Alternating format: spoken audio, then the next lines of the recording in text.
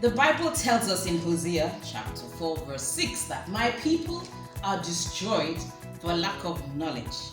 Now, it doesn't say people are destroyed for lack of money or lack of education or lack of social status. People are destroyed for lack of knowledge.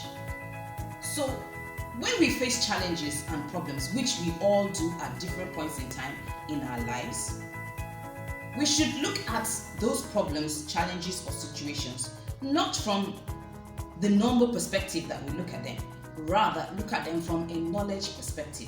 Because in reality, your problem is not having money or not having a job or not having a wife or a husband. Your real problem is knowing what to do in that particular situation. Mark my words, knowing. It's a knowledge gap. And when you understand what you need to do, then your problem is solved. I've had instances where people come to me asking for money for different things, school fees, rent, they want to buy something to meet a particular need or whatever. And oftentimes I don't have the money to give these people. But what I do is engage them in a conversation and ask a few more questions. Ask them what they have.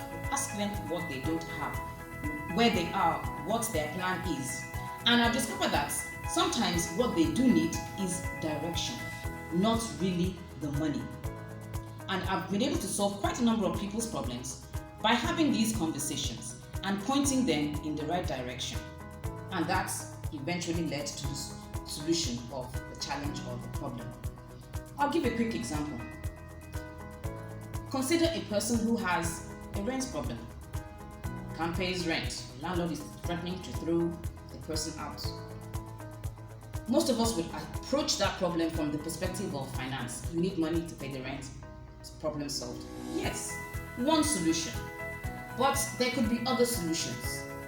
Another solution could be, do you know the landlord's brother, friend, family member who could put in a good word for you to give you 6 months, extra time to get the money? That could be the solution to the problem. It could be that this person has funds, but the funds have been trapped, maybe with his debtors who have refused to pay. Does anybody know the companies where his funds are being held? Or does anybody have information about the companies where his funds are being held that could help help in the payments of his money? Sometimes the challenges we have are not always apparent, and they're not always in the box that we put them in. Our challenges are usually knowledge-based. What we need to solve those problems is knowing what to do in those situations. So, going forward in your problem solving, turn it over in your mind and ask God for wisdom to know what to do to solve your problem.